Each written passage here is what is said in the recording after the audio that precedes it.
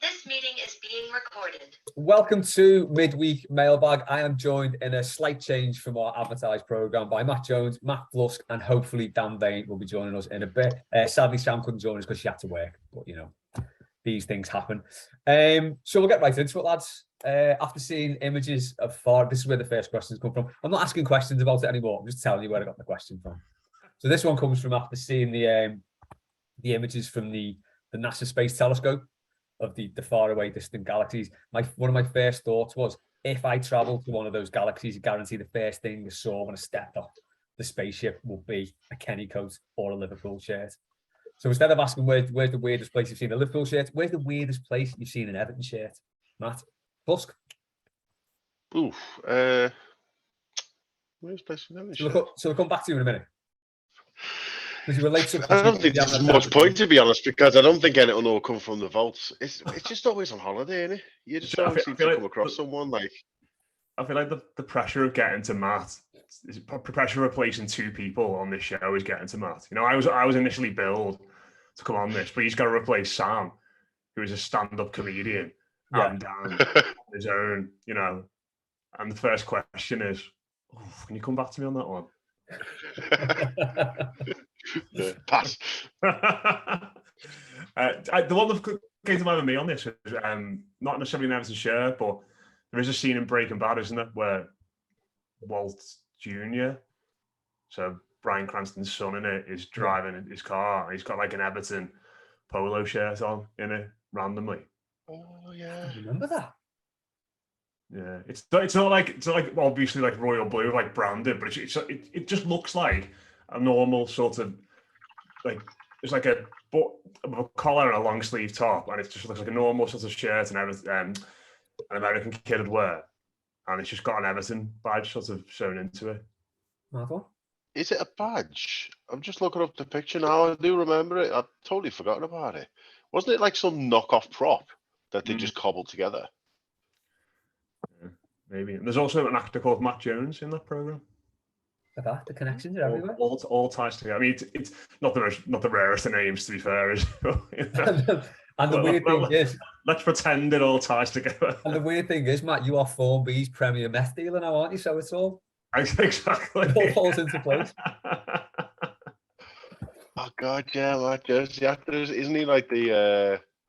I forget his character now, but he's sort of the one of the stoners.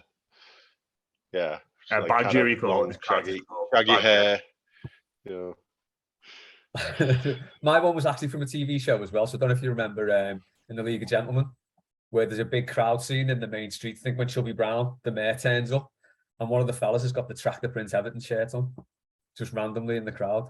No idea why. It's never alluded to. It's never seen before or since. Just this fella in the crowd with an Everton shirt on. I think the only other shirt in that series was the Rotherham shirt from one of the characters. So that was a very strange one. Do you wear Everton shirts, Matt? I don't think I've ever really seen you in a replica one ever. No, not really. Not anymore. I've still got a couple that I'll throw on from time to time, around the house, but don't generally wear them out. But if it's a really good one, though, I might do. Like on sale. I do wear Everton Club, but I'll be Everton coat on this morning on the picket line. New big one for the winter because it was a bit chilly this morning, wasn't it? Did you buy your winter coat in the summer? Did you do that one? Oh, why? It's always a good thing to do, isn't it? Club sale, yeah. See, when you asked the question, I thought you meant see with my own eyes. I didn't realise you meant in TV and stuff. Well, in that case, the most obvious answer surely is. Go ahead. Oh, sorry. Do you know what? I don't know if my internet's playing up here. I think we just both paused at the same time. That's what I thought happened as well.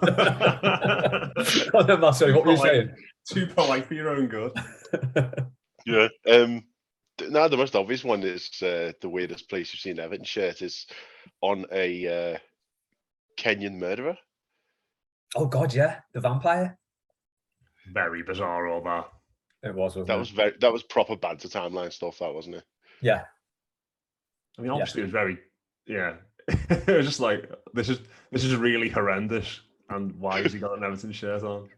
Well, I mean, covered in blood, like oh no, it's don't even want to. Is it one for the timeline? It's another Everton first, I suppose. How many of the clubs have got a vampire? That is true. It's on Jack Carlisle's thread of great Everton. Well, not great actually. Should rephrase that. It's on Jack Carlisle's timeline of Alternative Everton photos. Yeah. timeline. Liam came up with a Crazy good answer for moments this. in Everton history. Liam came up with a good answer for this and said the strangest place he's seen an EFC shirt was on Samuel Eto'o, That is true. which is the fair shout. Made all the more bizarre by number 5. Yeah. Which we were talking about in one of our WhatsApp groups last night, weren't we? And it got quite heated actually. Oh, I think you saying the fullbacks can wear 5 and 6 was a bit. No, I didn't. That's not what I said. No, I said a left back should wear 3, 12, or anything from 14 and above. And I said at a push, 5 or 6. Thinking about Portugal, who have their fullback, their left back is number 5, and Brazil, who have theirs as number 6. You did back up with a picture of Terry Phelan as well, didn't you? No, that wasn't me. I backed mine up with a picture of Roberto Carlos. No, okay. Is my internet going really bad here? Mine's a little bit in and out, but it's not too bad. Okay, we'll Yeah, crack I on. had a little bit of a stutter. Yeah, hopefully we won't get too many complaints then, if anyone's listening. Foxy put a question in on the back of this one. He said, on the share thing, if you see a fellow Toffee in a strange place, i.e. not Liverpool, do you make any attempt to recognise your shared love of the Blues, like shouting up the Toffees as you pass, or is it just him? What, like bus drivers? just so at Nebway, Joe had an Everton bucket hat on. And some fella came charging over towards us and goes, "Is that an Everton hat?" So Joe turned around, yeah, up the Toffees and ran off again. It was a nice moment. Yeah. So yeah, I think I generally do. If I see someone in Everton top, I'll at least do the let on. Maybe give it a little up the Toffees or something. Where's like the cut off though from where you'd start doing it from? What's that? Where's like the cut off from where you'd start doing it? Because if you saw if I saw someone with an Everton top on in London, I wouldn't do that. But like if I saw someone in like Spain, then I probably would. I feel like it needs to be like far enough. Has it got to be abroad before you let on? Would you say? For Foxy, he said it's just not Liverpool. But yeah, I think I'd go with abroad, to be honest. I think some holiday mode. Some places it might work. Like, say I saw someone like in Derby, because Derby's like a one-team city. You know, it's very much Derby County there. So to see someone in Everton top there, you're thinking like, yes, stranger in a strange land. Do you know what I mean? Yeah. So, but yeah, London's far too populous. I think there must be thousands of shirts knocking about there. I did see someone the other week walking down Brick Lane wearing the old Puma one, the one with the white side panels. Oh. And it just looked, it's a terrible shirt, that. But I was just walking down Brick Lane. It was really weird. I didn't shout up the Toffees. I was considering it. I couldn't be bothered because it was in London. You don't do that sort of thing. But yeah, that was really quite strange to see, actually. I also feel sorry, Matt, go on. I was going to say, I'll do like a sort of under my breath, sort of low muscle as you go past your sort of Toffees. And I do it with Eagles as well. Whenever I walk past someone with like an Eagles NFL hat on, there's one up in Durham the other week, and as I went past, just went, "Go Birds," and like they jumped out the skin. Probably never watched an NFL game in their life. They just like that logo, just shouting. But yeah, I feel like there's also places like if you saw someone with an Everton top on in Australia, you'd almost have to stop and have a chat with them. You'd have to do the stop and chat. It's that far, yeah. Yeah.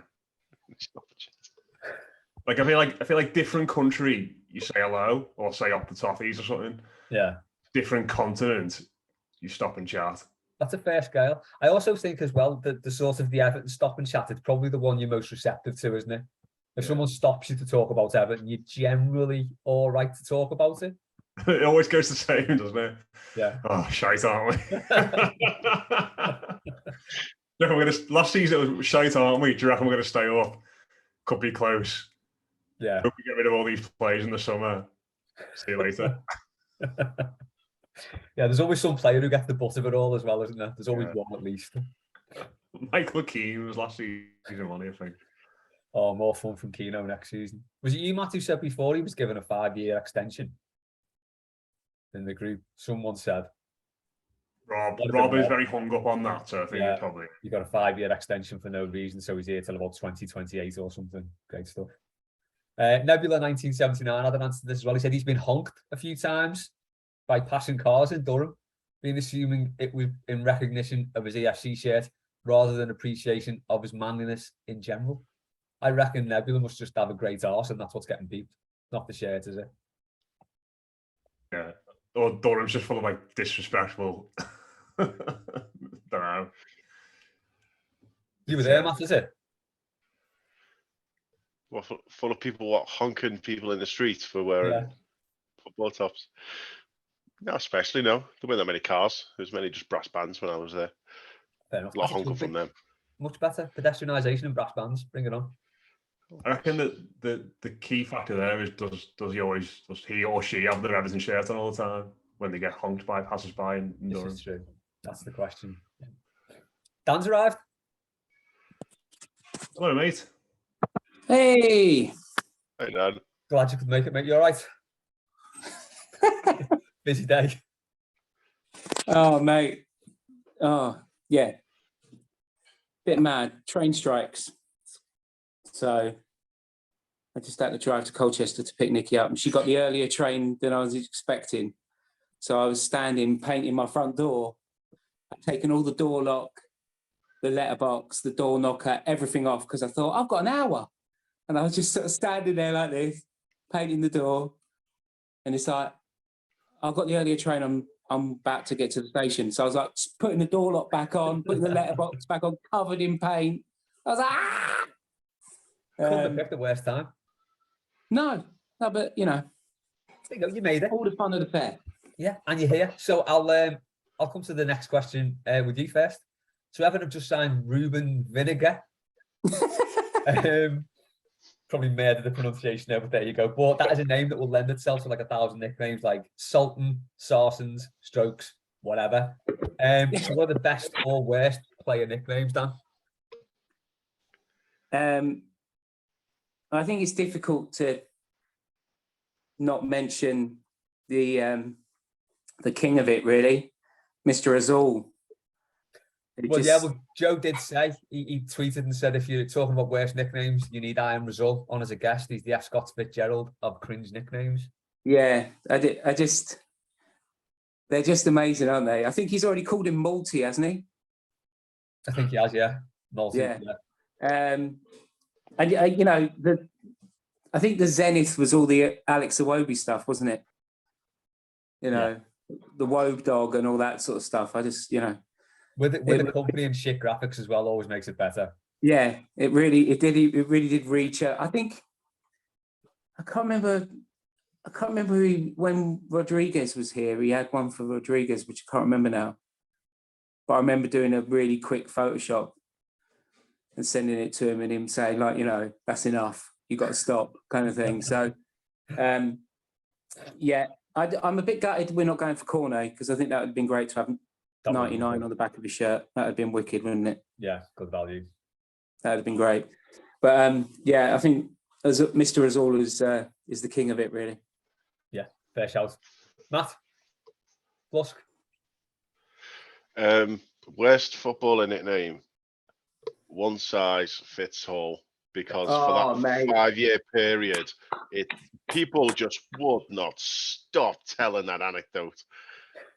It's just every time. It's like, oh, for God's sake, I've heard this so many. Yes, I know he was in The Fifth Element. Just let it die. It is good, that one. It was a belter when it dropped first. It was just every week. Matt? And Matt's very, very annoyed about this one. That's why I just had to move on. He sat there simmering away there. It's got to be the divine ponytail, hasn't it? Il Divino Codino, yeah. Yeah, that it's not necessarily clever, but it's just glorious. Both a glorious player. Fair enough.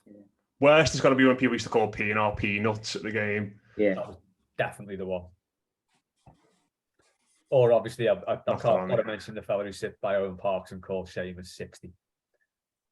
I can't go into nicknames 60. without saying that one. Yeah, 60. Call Seamus Coleman 60.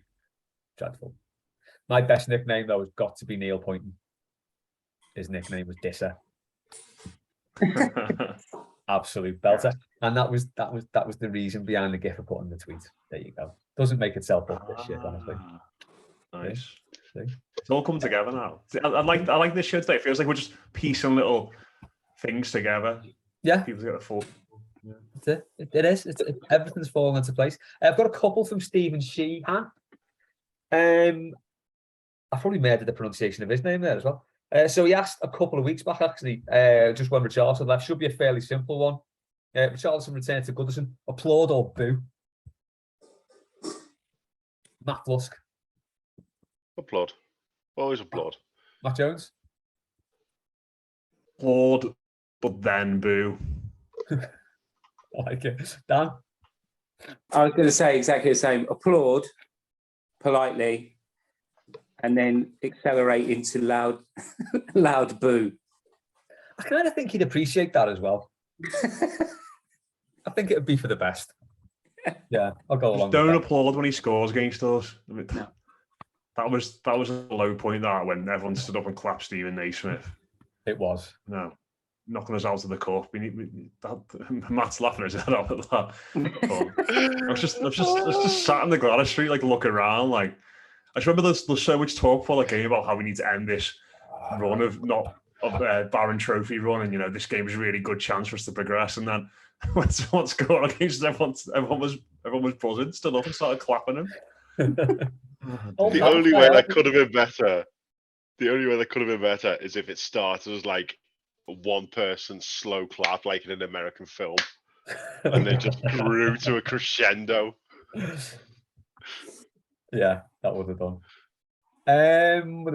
Stephen Sheen with another one. So he needs an argument and work settled. I'll extend this out to some weird food stuffs as well. Is a pot noodle sandwich a thing? I strongly maintain it isn't, but apparently people eat them now. A lot of things do taste better on white bread. So I'd say It is a thing. I've done it. It's not. I didn't like it. no. I like a pot noodle and I like a sandwich. It was a lot of my food issues are textural. And that was a step too far on the soft scale for me. It all got a bit wet. Fair enough. I can see why it would. Maybe super noodles would be better because they dry out a little bit more, don't they? Yeah. Depends how you cook them, though, doesn't it? Sometimes they can be a little bit watery as well. Yeah, you've cooked them wrong then. In that case, you need to cook them so just. That's a water ratio issue, isn't it? Yeah. Yeah.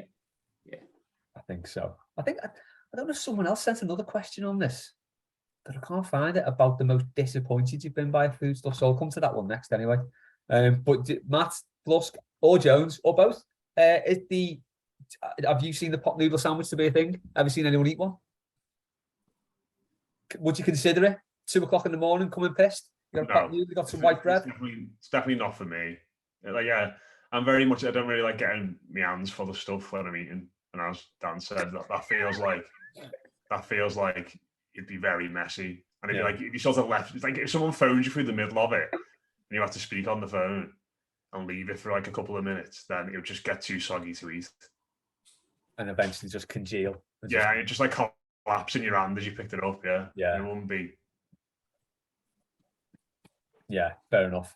So the pot noodle. So Stephen, to answer your question, the pot noodle sandwich is a thing, but it's a bit of a shit thing. So swerve. Okay, I'll open that out to the one I just asked. What's the food that you've been most disappointed with? I'm sure it was someone said a food combination. So the first thing I thought of was I had a chicken tikka pizza. And it was shite. I thought, I like chicken tikka, I like pizza, put them together, it was rubbish. So anyone had anything like that they would recommend people just don't even bother with? The classic one for me is stuffed crust from Pizza Hut. I'll never get over how shit that was. Yeah. I was so excited to try it for the first time. And then it's just absolutely pathetic effort. It was like just a bit of plastic on the edge of your pizza. shite. Yeah, it's like bathroom sealant, isn't it? It's like someone squeezed bathroom sealant into a the pink thing you'd one. like do to cover your skirting boards like that. Yeah, it was just yeah. And always looked So outrageously good on the adverts as well. Yeah, and like because it like see through on there, and you're like all gloopy cheese. That's a show. That was the ultimate disappointment. That one. It's nothing worse than being disappointed by a pizza as well. Well, there are obviously things worse, but you know, it's hard to be disappointed by relatively speaking. I you know, when you were saying about you don't like being messy, Matt, I had a burger once. When that whole burger thing exploded, and it was all about burgers that basically, as you grip them, they all left out the back. You know, those sort of burgers that. But once you've got to put a skewer in, there's too much. They've got eight they've got 8 patties in and everything else in, and when you grip them, they just piss off out the back. Yeah. And then a friend of mine had a restaurant down in Brixton, and it's like a Japanese fusion thing. And they did this burger that was like a sort of Wagyu thing, and then a piece of pork belly, and then a sous vide egg, and then something else, right? And it was all like that thing. I mean, it was utterly incredible, but I'm the same. I don't like that whole running down the arm thing. Really can't deal with that at all. So I had to eat it in one go because it was coming out the back and out the sides and out the front. And the bun was getting softer and softer, which was giving me textural issues. And so I had to kind of like hold it. I was sort of cradling it as it was crumbling in my hands. And it was just egg yolk and kimchi, and every composite element was just leaving through the gaps in my fingers. And when I finished it, it was absolutely amazing. It was everywhere. And I had to stand up from the table with my hands like a scrub nurse or something.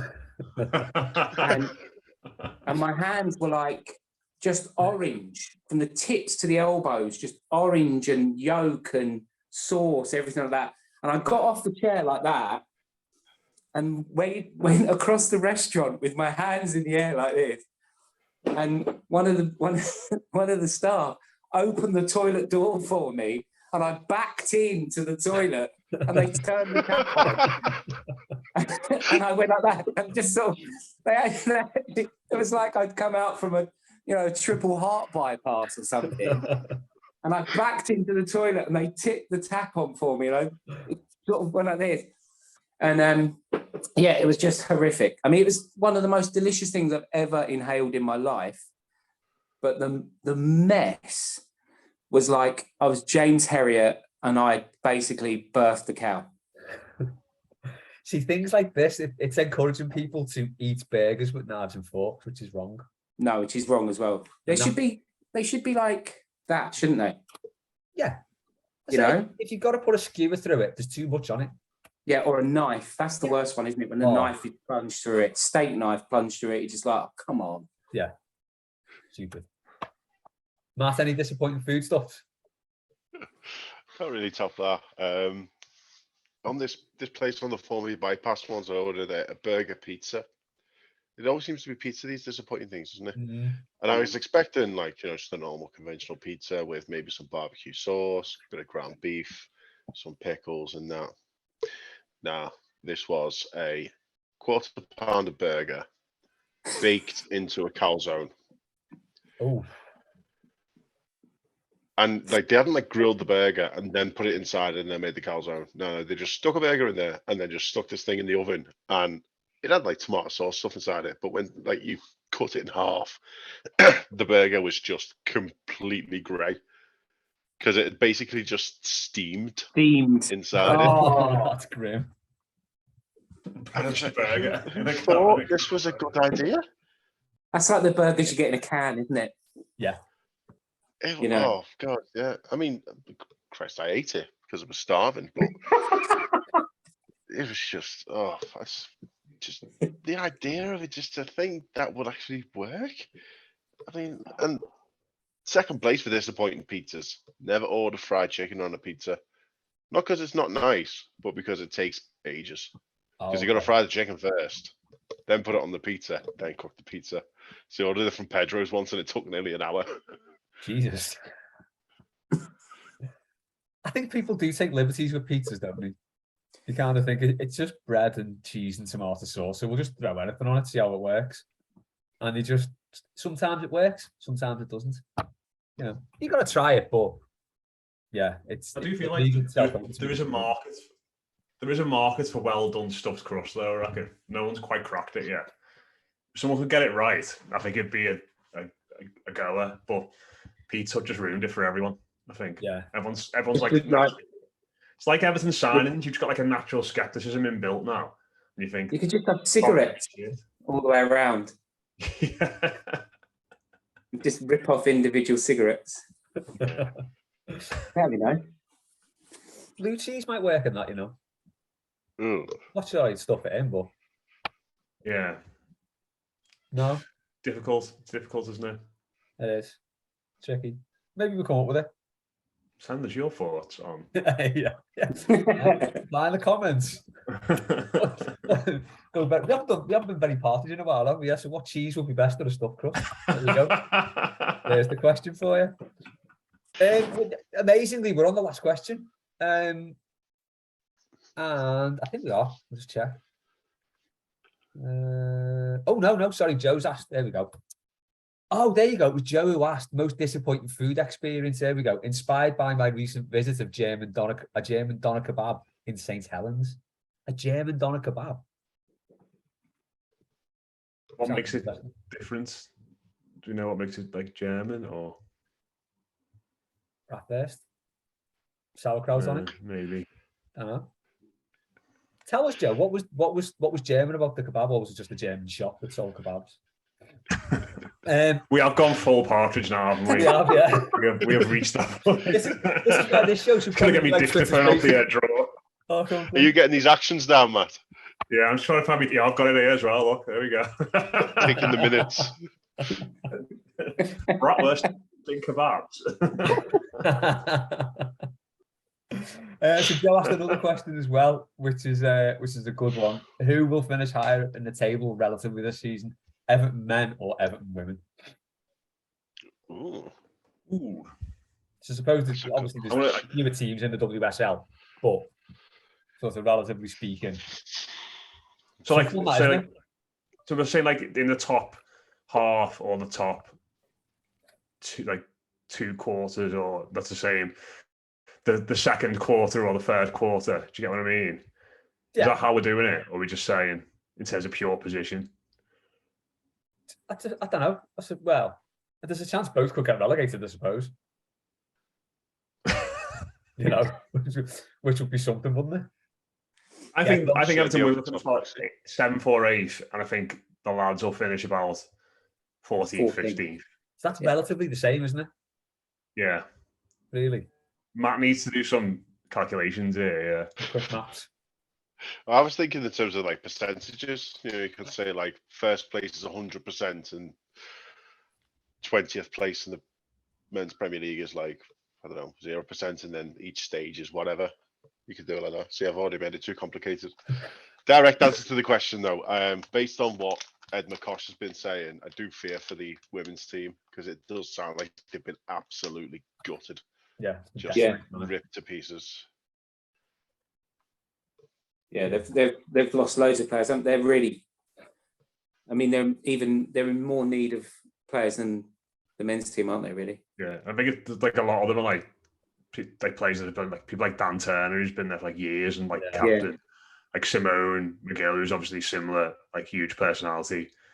Like maybe not players that were like not just players that have been regulars in the team, but like they seem to have lost like a good core of like the, you know, the big personalities there as well. So yeah, makes it positive for us all, doesn't it? I've got to stick me. That's to say, go down. There you go. Another Everton first. Get it on the timeline. Last question now from Dave. Who has had a lot of time at home in front of a telly at the minute? So he wants to know what documentaries and film suggestions you've got. I don't know why it was so hard to read that question, but there you go. So I've got a couple here.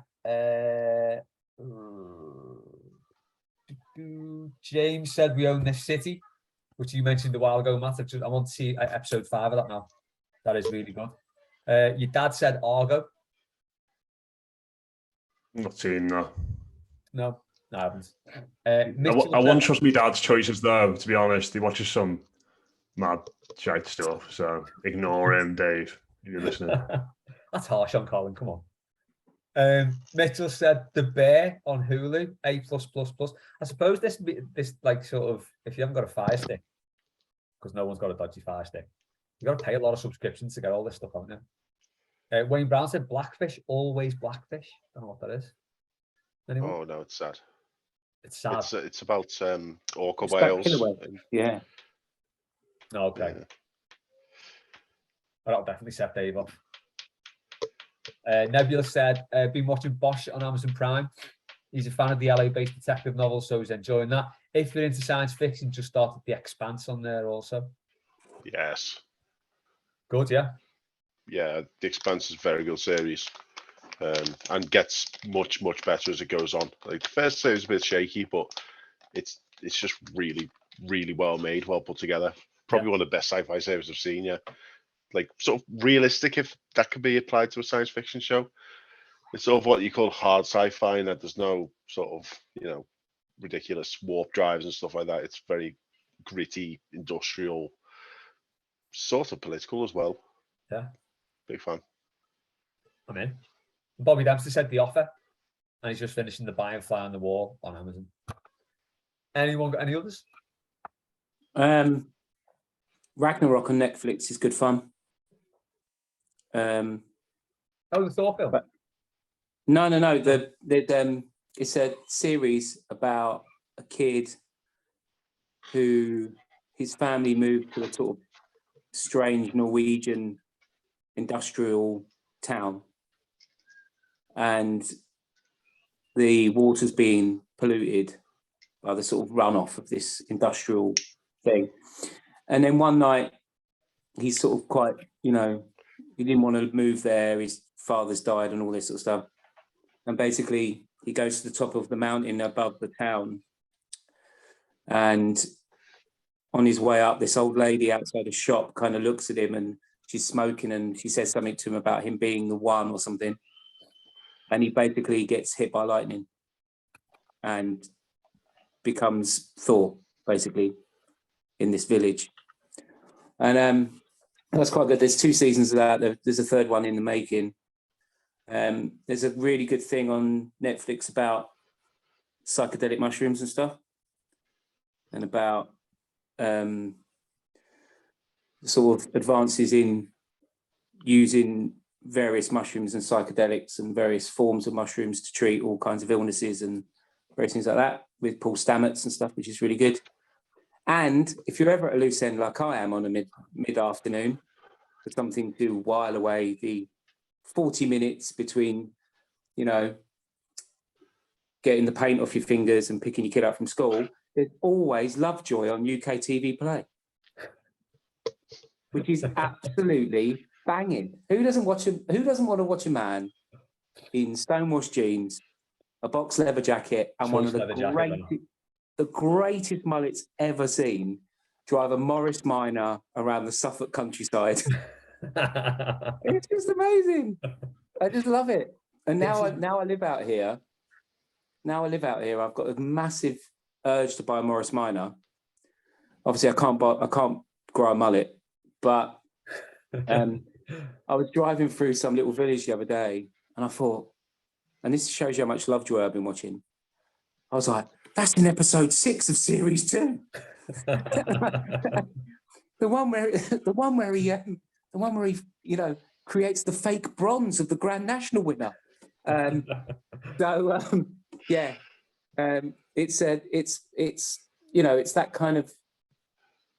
that TV that just sits in the background while you do something else.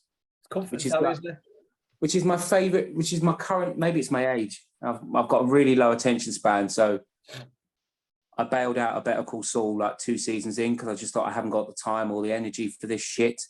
I can't, anything that's over 6 seasons and 50 episodes can get fucked as far as I'm concerned. I want an hour and 20. I want the murder to be wrapped up as quickly as is physically possible. and I'd like it to take place in some sort of quaint English village. But I've become completely obsessed with background TV, like Mortimer and Whitehouse Gone Fishing, or Stanley Tucci Explores Italy, or Lovejoy. And it's stuff that you can have in the background, like white noise, and every now and again you dip in and you go, ah! And at not any point do I have to spend an entire weekend devoted to it. It's a fair shout. Although I haven't said Better Call Saul, the series is really good. I'm going to give it another go. It is very good. I'll try and get rid of my kid for like 2 weeks or something. I don't know. Lock the dog in a room, ask my wife to go out indefinitely, tell my parents they're going to have the kid for 2 weeks and try and do it. But my attention span is so bad that I just end up getting about 30 minutes in and going, oh, I could well go some toast. And then I'm gone. Then it's like, I'll go out, I'll make toast, I'll put my phone on, I'll be like, vinaigrette. Ooh. You know what I mean? And you know what I mean? It's just like another one like that for those afternoon shifts to the Channel 5 Hallmark films, especially at Christmas.